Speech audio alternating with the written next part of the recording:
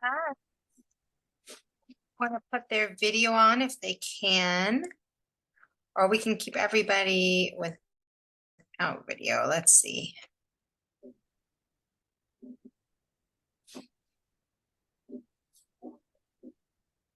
Okay. Hello. Hey, how are you? Just trying to fix my. No problem. Take your time. You're doing us a huge favor. It's my real pleasure. Are you letting me in? Let's see.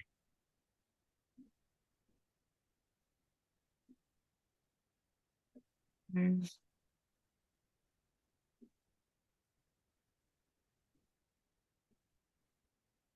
There we go. Everything's going slow.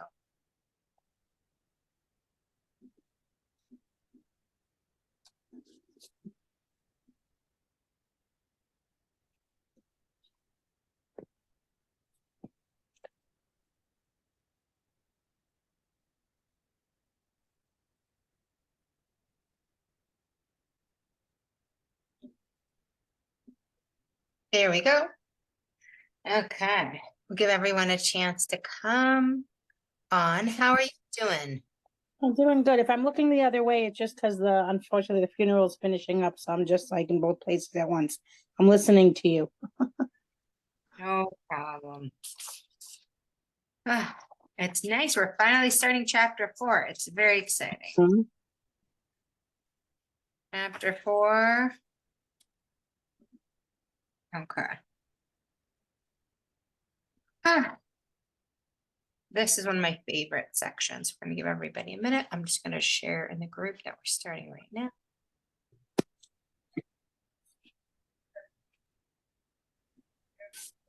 Oh, you probably can hear what's going on in the background. I should mute that. Okay. And if you want, while you're distracted, you can go off video and then come right back as soon as you're ready when we get started. Yeah, I'm gonna go off video and just be in listen mode right now. I'm in a store. Hi. Hey. Okay.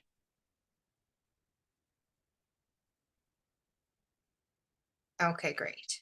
Okay, here we go. Esther, did you want to be on or off video? Which did you want to do? On is fine. I don't mind. Whatever you want, whatever's comfortable. Oh, on is fine. I'm just leaving this. I don't need to see the end. Okay, we're good. I'm with you. Great. Deb is here. We have a new person. Very exciting. And we are starting chapter 4 today. And people will be coming in. Some people run a few minutes late, but I want us to start on time. So I am always starting this workshop, this session, this Torah learning. We're starting it in the merit and the honor of all of our soldiers currently fighting. Everybody, wherever they are in the world, who is taking action to bring the speedy victory to our people and all of the hostages home, and for the safety and security of all of the land of Israel. And we're going to say our quick parak of Tehillim, and we are going to get started. So you can think it with me, you could say it with me, follow along. And it's Shir Hamot, Esa Einai El Heharim Me'ayin Yavo Ezri. Ezri Mi'im Adonai Oseh Shamayim Va'aretz. Al Yiten Lamot Raglecha, Al Yanum Shomrecha. Ine Lo Yanum V'Lo Yishan Shemei Yisrael. Adonai Shomrecha, Adonai Tzilcha, Al Yad Yiminecha. Yomam HaShemesh Lo Yakeka V'Yareach B'Layla. Adonai Yishmor Tzedcha, Oecha Me'ata Ve'ad Olam. And that's the perfect parak of Tehillim to say, of Psalms to say before we learn Shaar Habitachon, because every single line of that psalm is in this book at some point and in somewhere, and it perfectly encapsulates what trust in God is all about. So today we're starting chapter 4, page 110 in this version of the book. The 7 areas in which we must trust in God. Could not be more relevant. The matters regarding which the believer in God is obligated to rely on the Creator are comprised of 2 different categories. The first category is matters that pertain to this world, and the second category is matters that pertain to the world to come. The first category itself, matters that pertain to this world, are divided into two subcategories. So one of the things as we go through the book that we see is that he really loves structure. You could tell he was like a math person. He's like, okay, you have the 7 things and you have the 3 things and you have the 2 things, right? So let's keep it really clear in our minds. We have, the body and the soul. We have this world and we have the next world. Both we have to rely on God for. Now we're going to talk about, this world, the body, 2 things, sections that we have to focus on and have trust in God. Okay? The first, and then we have the worldly matters and the world to come. Okay, so that was our 2, body and soul. Now we're going to talk about the body, 3 categories, 3 ways that the body, physical things, we need to have trust in God. Number 1, things that benefit only you, just you.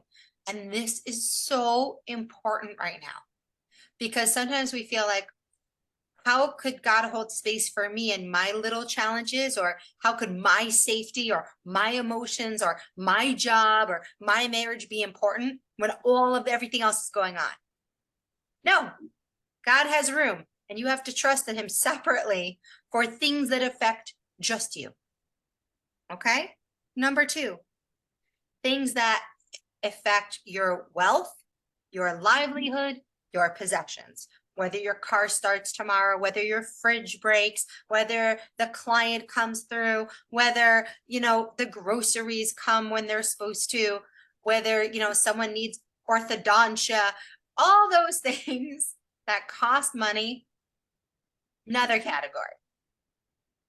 And number 3, matters that benefit everybody in your circle, your wife, your husband, your close family members, your friends, even your enemies, and people who are more important than you or less important than you, star your boss or people who work for you, right? So there's you, there's your stuff, and there's all the things around you in your personal life. And that's separate from the protection that God is, of course, we have to have trust in him on a national and a global level. But his efforts in the national and global scale don't take away. Remember, he is infinite with infinite capacity, unlike us who can't hold space for everybody and all their needs and take care of everything all at once. He can. And I think I need to remind myself of that all the time now. Anybody else? Like, it's okay to feel deep gratitude for being safe physically, for having people around you who love you, for having a beautiful home, for having things, even if other people don't have those things in this moment, because there's no comparison. God is taking care of each an individual on an individual level. And we only have things that we can comprehend. So of course we can't comprehend anybody else's situation. Okay. Then you have worldly benefits of the world to come. And that's only 2. So the body had 3 categories, the soul only has 2. Number 1, obligations of your heart and mitzvot that are performed with your body. And number 2, mitzvot that are performed with your body, but that take another person. So you might think, oh, this was going to be something not physical. Nope. Everything, if you're alive, everything has to do with the body. It's just, you're talking about like the body, and now we're talking about the soul working through the body. That's why how we eat, how we drink our water, how we sleep matters. Because even when it comes to the spiritual things, whether or not your body is going to have any energy to do any of the mitzvot that you're supposed to do, or any of the contribution or the service that you can do in the world, well, what do I have to work with today that was in my control? Okay. And the second is things that you need to do with your body that require another person. So that's making meals for your kids, maybe contributing to the soldiers, maybe helping at a food bank in your community, changing a baby's diaper. Okay. All those things need 2 people. You need a giver and you need a receiver. And also for us to be good receivers, that we need to receive love and affection and attention from other people as well. And that requires two people. Okay? So charity, acts of kindness. I always thank you guys for showing up to this class because I only get to teach when there's a student. There's no students, I don't get to teach. And I got to trust God that the right people are going to hear about the class and show up to the class. So I get the merit of teaching the class. Right? So I can't do this without you. You are equally important and of value in this situation. And super important right now, because you might feel like, how could I have and someone else not? Or how come I don't have and someone else has? And it's because you need each other in order to bring God's light into the world. We need each other. It's a two-person process. All these mitzvot are necessary to involve another person. The mitzvah of charity cannot be performed if there's no recipient. Similarly, a person cannot teach Torah if there are no students. Matters of the world to come are also divided into another two categories. One of them is the reward that you'll receive in the world to come that you deserve for your good deeds in this world. And the second is the good that a person receives just because God is good and kind. Just because. Right? There's the allowance or the reward you give to your kid for reading really well. And then there's all the other stuff you do for him constantly that wasn't because he checked off the box, right? There's the reward you give. It's totally separate things. Reward in the world to come is given for a person's good deeds in this world. But there are special individuals who have, as a result of their strong devotion to God, are rewarded in a manner not commiserate with their deeds. This reward comes purely from God's kindness. We're on page 112. Having divided the various matters into all of our categories and subcategories with which we should rely on God, now we're going to list them as 7 altogether. And so I'm going to take a picture of this page and I'm going to put it into our chat at the end of today. It's page 112, and it's really important, good stuff to remember. Okay, so we want to summarize this. We want it to sink into our bones. 7 areas we want to rely on God. And whenever we feel fearful or anxious in these areas, that's okay. It's an invitation to strengthen our trust in God in that area, right? So we're not judging ourselves for having gaps in these areas. We have our entire lives to continue to fill those gaps. Number 1, matters that pertain only to yourself. So something you might feel is selfish, your weight, whether or not you personally are going to get the dishes done or the laundry done or have that next meeting on time or, make it in traffic, or whether you're going to make it to the gas station. Your personal, am I going to be able to eat today? Am I going to have what I need today? That is good to think about, and then to keep trying to invite God into that conversation. God, help me with this. I completely rely on you for this thing. 2, matters that pertain to wealth and the means of livelihood. You're looking for a job. You have a job. You need a raise. Your paycheck is late. The paycheck going to come on time. What are the taxes? Everything that has to do with you. You're supposed to be concerned about these things. Invite God in and try to relax the nervous system that he's got this. Remember, you're not alone. Number 3, matters that pertain to your spouse, your children, your family members, your friends, and your enemies. For anybody who didn't have an enemy, I hope you now have an enemy. Okay? Like, if you were like, oh, I don't have any enemies. Now, as a national person, as a Jewish person, whether or not you are blind, you have enemies in this world. So what is going to happen to you in all of your relationships? You're worried about your son. You're worried about your spouse. You're worried about, another Jew in your community. You're worried about a Jew in Eretz Yisrael. Your thoughts and prayers matter. Inviting God into that worry to calm yourself down and say, okay, I'm beseeching somebody who loves me more than I can love the person I love the most in this world, and he loves that person equally with all the love that's possible. I just need to keep demanding and talking and having a relationship. Number 4, obligations of the heart and mitzvot performed with the limbs of the person that benefit or cause harm solely to that person. You may or may not be aware every healthy meal you eat is an obligation that you perform with your body. Every time you take a walk, you do a workout, you do some breath work, you are present in your body, you are doing a mitzvah of protecting your health and your body and your life. It is literally like the mitzvah, part of the mitzvah of saving a life. If you do the opposite, then you are endangering yourself. I'm saying it's really considered an avera. Yeah. It is to the level of your self-awareness. Okay. Any other mitzvah is to the level of your self-awareness, right? If you knock into a light accidentally on the Sabbath, right? Mm-hmm. So if you have no control, right, and you haven't yet developed skills to control your appetite and skills to control your emotional well-being to the level that you have control, you're responsible to take care of yourself, right? And we all know that we have the ability to gain mastery over our body and over our eating and over our habits. So the pursuit of that is the pursuit of the mitzvah, right? Yeah, you're right. You don't have to, right? But like some people peel carrots on Shabbos and some people don't. It's their level of sensitivity and self-awareness and where they are on the spectrum, right? And they're all keeping Shabbos.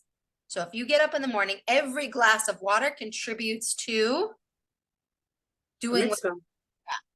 right? That's a great way to look at it. Yes. Instead of, oh, did I have too much Diet Coke? I really should not have any Diet Coke. Every sip is an avera. How about every time I choose water instead, or I alternate? That's better, right? We're Yep. only responsible to the level of our self-awareness, but we have a responsibility to increase that self-awareness. Thank you. And that includes also cooking for others. Think about it. Every time you make a meal for someone in your family, you feed a friend, you send a meal over, someone has a baby, you are a participant in the community. You buy groceries, you donate food. All of that are things you do with your body. Giving a hug to somebody, participating in intimacy in an appropriate way. All of those things you use your body for and are tremendous mitzvot and commandments that bring light into the world. And these are things as women we do constantly. We are constantly busy with bringing light into the world. We can choose to see it that way, or we can choose to see it as folding laundry. But I don't know, folding laundry takes a lot of effort. And if you pay someone else to fold your laundry, like Sarah Imeno did, that also is wonderful, right? And if you fold just your guest laundry, whatever it is. Okay. The reward, we got off topic. Number 6, the reward in the world to come that is commiserate with a person's actions in this world. We have to trust that there is reward. That even if we don't see it now, there is a beautiful fairness in the world that is not visible if you only look at this existence, level of existence. But, you know, we always say to our kids, no, life's not fair. I'm not fair. Daddy's not fair. Only God is fair. But God is really fair. So you don't look at anybody else's plate. You don't look at anybody else's body. You don't look at anybody else's genetics. Literally had this talk with my 13-year-old daughter today. And she was talking about her friends who can eat whatever they want. And she really needs to be careful with her health, you know? And she's like, but it's weird because some of their moms and some of the later their genetics change. And what is it about genetics? Like, and we talked about just loving the genetics that you have and knowing it's the perfect match for you. And it's in no way stopping you from having the best life and just being good with who you are. Right. And that's really trusting that there is a world to come where everything really is fair in the big picture. The reward in the world to come that comes from the kindness of the Creator, blessed be He, to those who are treasured by Him, meaning people who put effort in to have a relationship with Him, right? Your most treasured child is the child who you have the most connection relationship with. It doesn't mean that they have the best grades or the prettiest eyes. It's about the quality of the relationship. And those who love him, as it is written, how abundant is your goodness that you have hidden for those who fear you. In the presence of man, you have acted for those who take refuge in you. And so for the people of Bitachon, Bitachon is the quality of your relationship with God.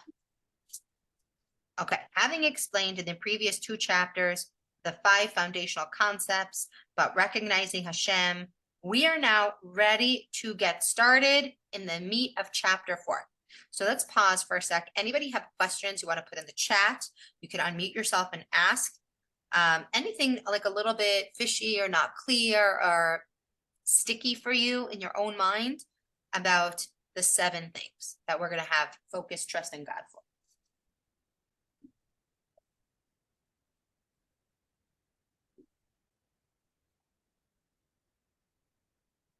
Okay, excellent. I'll put them in the chat if they come up later. Okay. What concerns you is determined by God, yet you must take the initiative. Okay, so I'm having trust in all these areas. Oh, but where do I fit in and where does action fit in?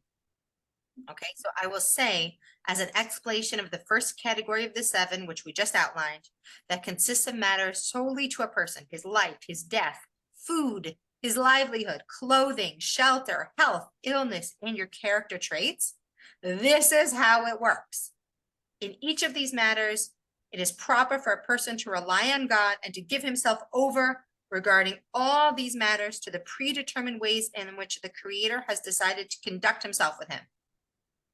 He should rely on God, may he be blessed, and recognize that none of these matters come into being unless it was predetermined by God that they are proper for him, both in this world and in the world to come, and that all will ultimately be for the best for him.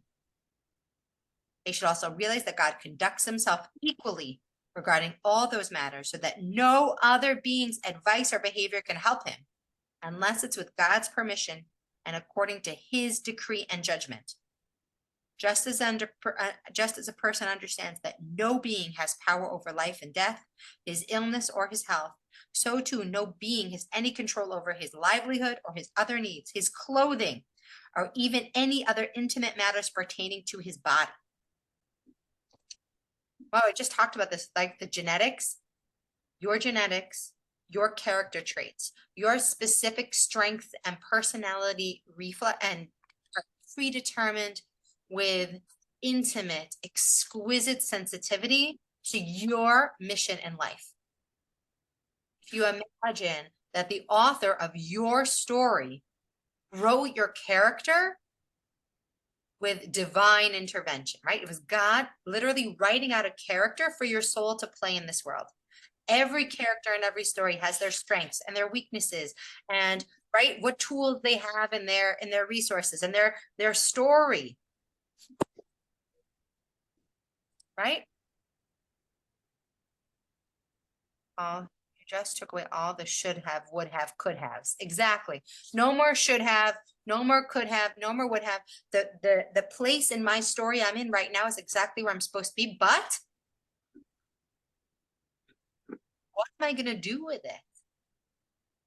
I need to stop questioning why, shoulda, woulda, coulda, right? And I need to ask for help, and I need to get help, but I need to know that any advice I get about changing my wealth, my physical appearance, my health, right? My clothing, all that stuff is only going to be effective if God wants it to be effective for me. So what does that mean? If it's all predetermined, then what? It's all perfectly designed for you to achieve your specific mission in the world. The qualities that are given to man are not only physical, but also spiritual. A person must prepare himself for divine revelation and a feeling of love and fear toward God. But ultimately, every accomplishment that you ever have isn't really yours. It's really bestowed by God. Your intellect isn't yours. Your compassion isn't yours. Your body isn't yours. Your beauty isn't yours. So if you're jealous of someone else's beauty, it's not theirs. They need that beauty to accomplish whatever they need to do in this world. They couldn't do it without that. And if your beauty fades, in your opinion, then it wasn't necessary anymore for your mission. And in fact, exactly what you have in this moment is important for your mission.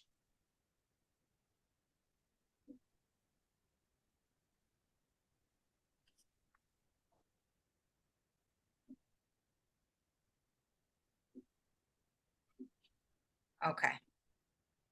There's a story here about Rabbi Yochanan Ben Zakkai in the commentary, and I'm going to say it in short because this story was told to me in high school, and I found it very traumatizing to this day. So I want to say this story with a little bit more sensitivity. Rabbi Yochanan Ben Zakkai was a tremendous light. He was an incredible person. He spent his entire life in service. And on his deathbed, he was crying. And his students asked him, "Why are you crying?" He said, "I've been so busy doing the next right thing and living my life in service. I never bothered to spend my life thinking, is this really what I'm meant to be doing? And now that I'm on my deathbed and I'm going up to heaven, what if God asks me why I didn't do all these other things that I never pursued?" And so that was terrifying to me as a child. Like, and as an adult, and as we mature and grow up conceptually, I want to put this in a little bit of a different context. And he says, everybody will feel self-doubt. If Rabbi Yochanan Ben Zakkai is allowed to feel self-doubt, you're allowed to feel self-doubt, and I'm allowed to feel self-doubt.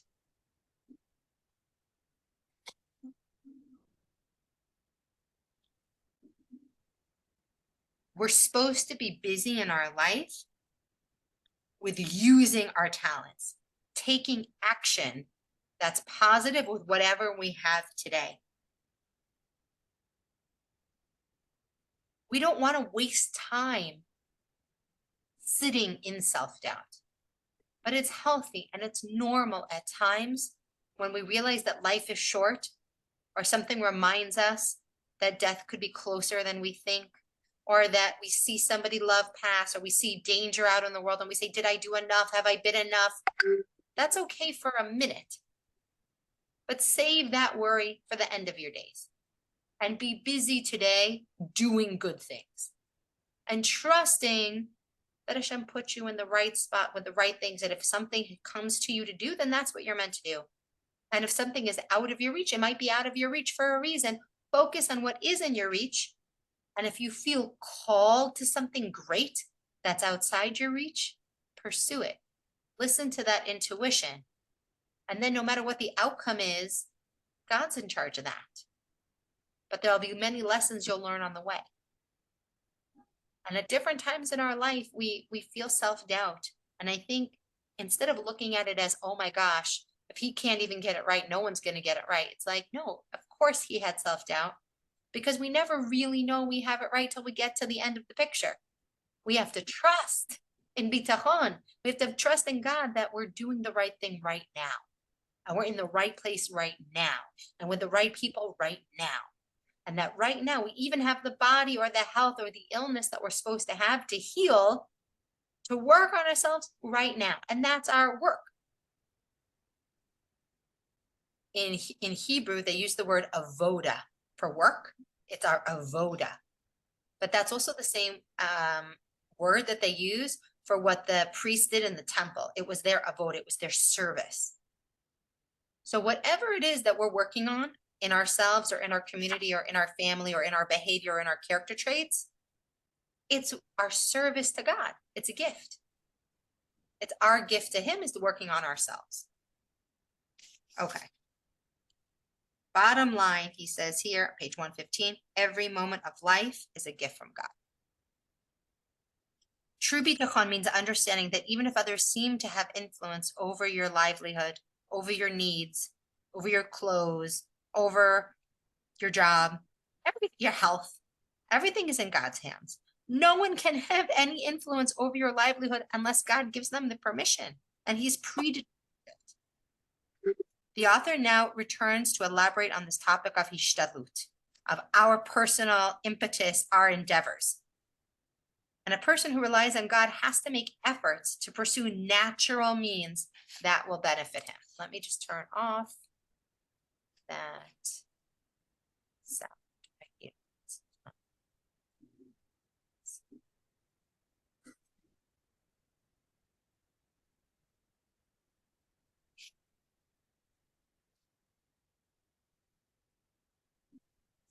That off in a second, so we'll just try not to worry about it. Okay. It was the distraction. Okay. Page 115.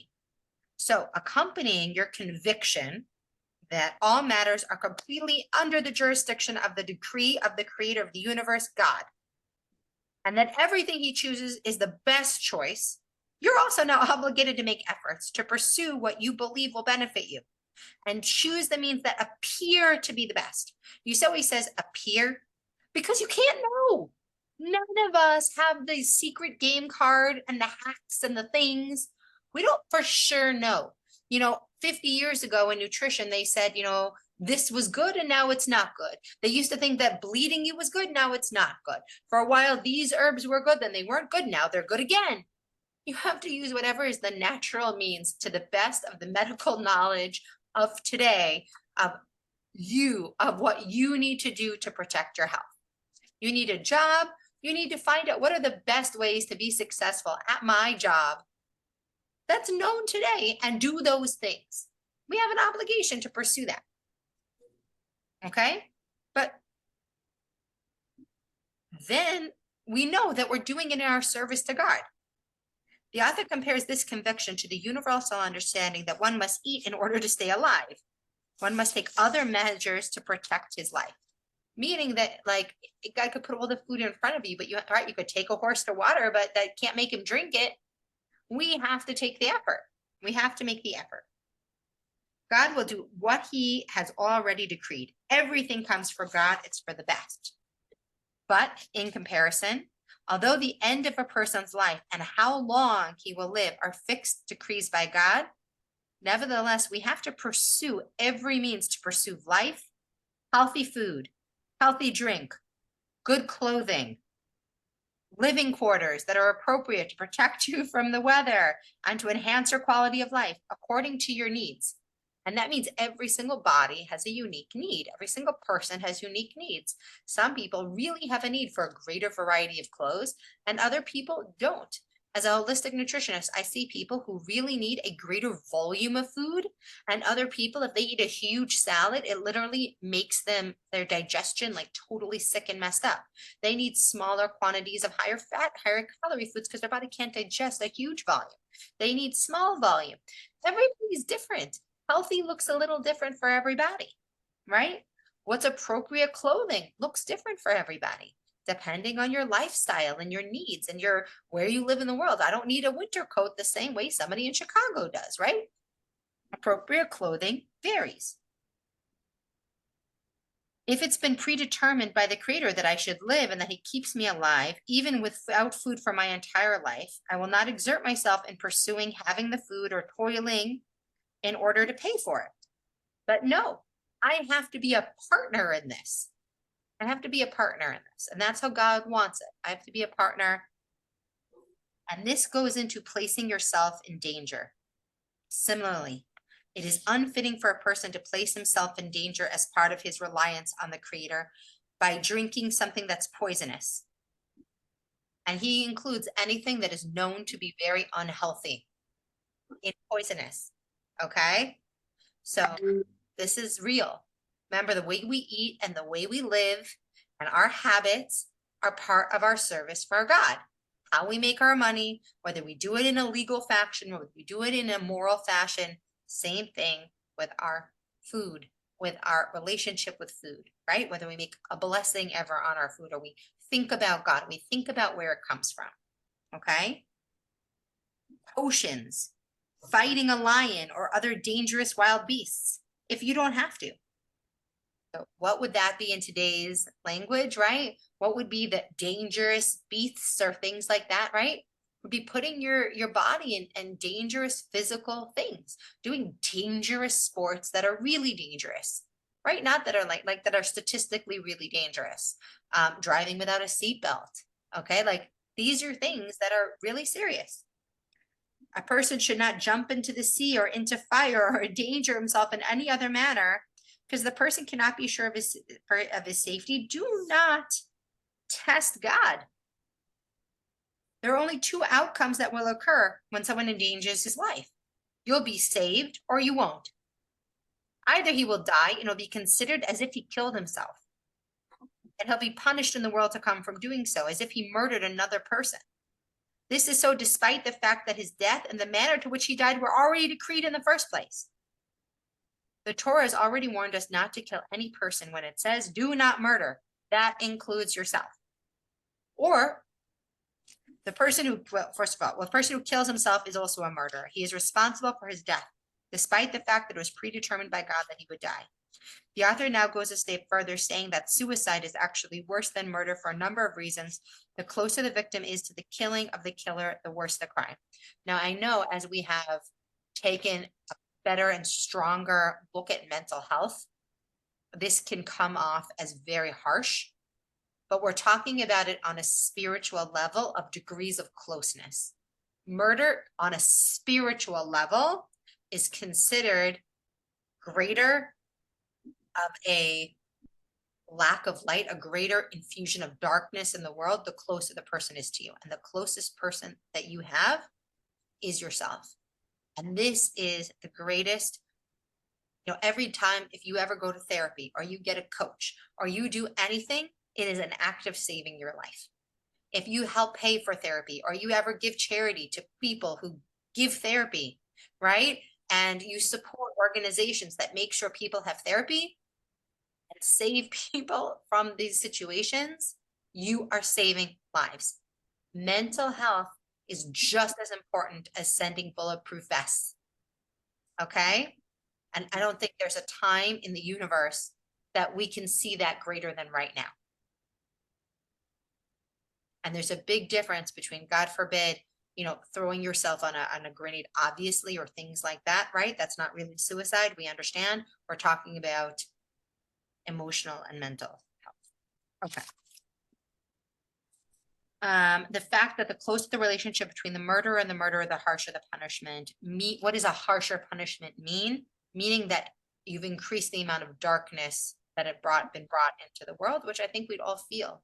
There's such a darkness that comes at any time you hear one of these stories of somebody who took their own life, and all you feel is this huge loss in the world, right? I mean, it's why it's the worst thing to ever hear, because everyone's walking around asking themselves, what could I have done? What could I have done? What could I have done? And so take action. Let's save lives, right? Protect your mental health and the mental health of people close to you. A person naturally has greater compassion for his own brother or close family member than for a stranger. Therefore, the sin of killing one of them is more severe. There's no closer person to you than yourself.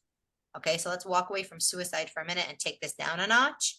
This is every single thing you do to protect your physical. I was talking to my husband the other day about, I'm taking the time to do bereavement therapy. I lost my mother 6 months ago. And it takes time and it takes effort to process after each session. And it's a lot of work. It really is. And I said to my husband today, this morning, literally at coffee, I'm like, sometimes I feel like, am I doing the right thing, putting so much time into this? Like, am I just making too big a deal of dealing with this? And, like I should be busier doing other stuff. And this is the answer right here, that taking care of our mental health when we need it and making sure that we are healthy and safe is always a top priority. And I think this just proves it and take it to a positive place. Okay. A person who is analogous to a servant, and his master instructed him to guard a place for a certain amount of time and warned him not to leave until the master's messenger will come. Seeing the messenger was tarrying, the servant left before the messenger arrived, and the master was angry with him. And that's what way our caretaking is of our body. We are here to take care of our physical body and our mental and emotional well-being until the angel of death comes at the right appointed time for us. And we can't exit stage left early. Okay? we're gonna go to page 120. Therefore, we find that Shmuel of blessed memory said, "Shall I go? For if he hears me, he will kill me." And this was Shmuel, great Navi, is saying, hey, if I go talk to King Saul, and he's mad, he could kill me. And he went and straight up questioned God's prophecy to him. You might think, oh, see, he doesn't have faith. No, no, no. When it comes to protecting your own life, you call out to God. You call out to him. And you say, and God praised him and said, this is exactly how you should go about it. You should bring him a sacrifice and bring him a gift and deal with it and use this strategy. And I promise you, now go and do what you're supposed to do. You're going to be safe. It's not considered a lack of trust in God. It's considered doing the right thing the right way because you care so much about your mission in the world. Okay. We're going to continue on page 122, middle of the page. Alternatively, it is possible that he will be saved with the help of the Creator, and he will lose some of his merits and therefore lose his reward that was due to him for his good deeds. So, right? So let's say you put yourself in danger, you make yourself terribly ill, right? Not it happened to you, like you did it to yourself, right? Or you come to a place where you literally just are so ill or so poor or so you go and you just jump out of an airplane for no reason. You have a death wish for some reason, right? We see, unfortunately, there are people who do crazy, crazy things, okay? And they're saved. It's like nothing ever happens to them. He says, don't do that. Don't rely on miracles, okay? Unless you're doing it in the service of God, like Shmuel, who was going to serve God and do God's work, then nothing is dangerous because you're going to do God's work. You say, God, please protect me. I'm going to put on the bulletproof vest. I'm going to put on the helmet. I'm going to wear the parachute, and I'm going to be like the Chaylim. I'm going to jump out of an airplane. It's very different than doing it just to test and have that rush of life, right? Very different. Okay. As our rabbis of blessed memory said, because if he is saved, it is not positive. Someone who's doing it just for the rush. Because performing a miracle may cause God to deduct something from the reward that was due that person. The author now brings proof from the above concept from a person who places himself in dangerous risks of one of two aforementioned possibilities, right? And this is where Yaakov, at the end of his life, after all the miracles that happened to him throughout his life, with Esav trying to kill him and Lavan trying to kill him, Yaakov did not have an easy life at all. And he was worried at the end of his life that because God had performed so many good deeds for him and so many acts of kindness and saved his life so many times, he was worried, he said, that I have become small. Meaning, what if I used up all my good deeds in being saved from all of these things that happened to him? And he's told, no, you did it all in the service of God, so don't worry about it. The partnership, you and God. We are going to end here, and we're going to have a little conversation about kind of was heavy a little bit today, what we talked about, but also really positive and inspiring. So let's pause here. We're going to continue the partnership between you and God next week. I am going to update you, ladies. I really hope I'm going to be home sitting at my desk to teach this class next week, but I'm actually going on a momentum trip Tuesday, and I will be back Sunday, and I hope I'll be back early enough that I'll be able to teach this class next week, and we will continue. I'll be on the Mothers for Unity momentum trip Tuesday to Sunday. So we're excited about that. So let's discuss what came up for you today. Thoughts did you have? How can we learn from each other? Anybody, like, how was today's class for you? What's one thing you're taking away? Easy way to kind of go about it, or a question? Esther, you're unmuted. Do you want to go first? You want me to go first? Sure. You just gave me room to be me without all the questions. That's beautiful, right? Mic drop right there. That's really beautiful. Thank you. Thank you. Deb, Stacy, any of you guys have comments, questions, what you're taking away from today's class? Yeah, I loved the part where you were saying how, when you're working on something, you're actually working towards a mitzvah. I don't know, you simplified it in a way that it was like very, I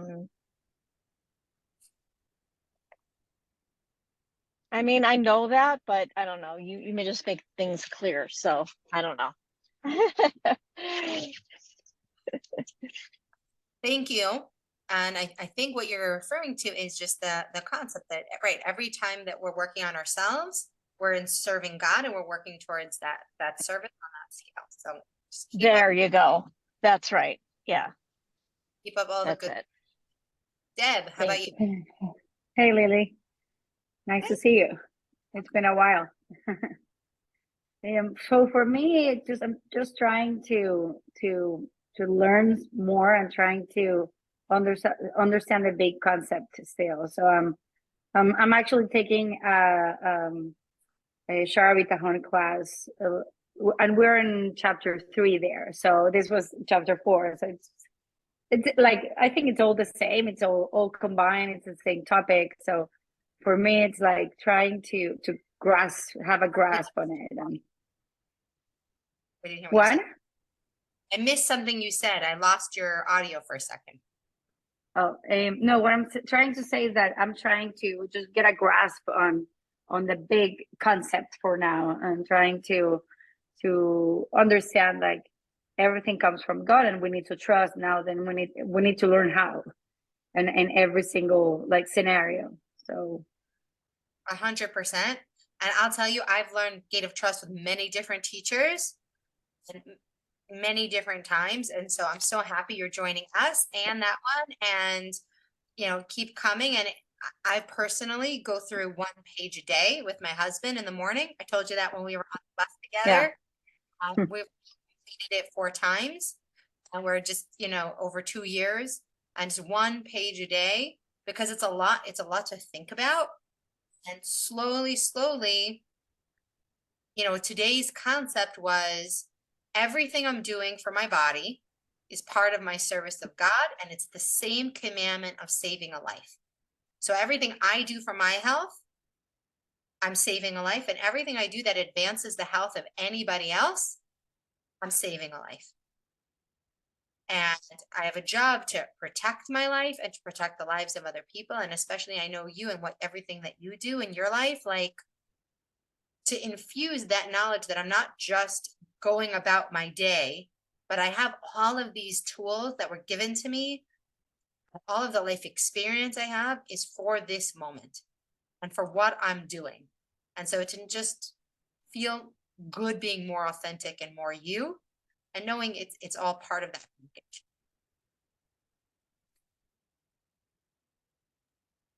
thank you so much, Lily. Okay, well, I hope you're going to join us. And remember, guys, the recording will come up in the WhatsApp group, and it will be on the YouTube channel.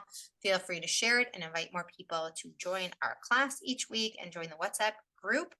I love you guys. Remember, you can still order the book, Shaar Habitachon. You can get it free on Chabad.com online, or you can order it. And anybody who needs a new link, just feel free to ask me. This is my favorite copy with the commentary. So we'll see you guys hopefully next week. If I have to move it because I don't get home in time, I'll let you know. But as of now, when I went over the itinerary today, it looks like I'll be home and we'll be able to continue class as usual next week. And I'll have some inspiring stories from my trip.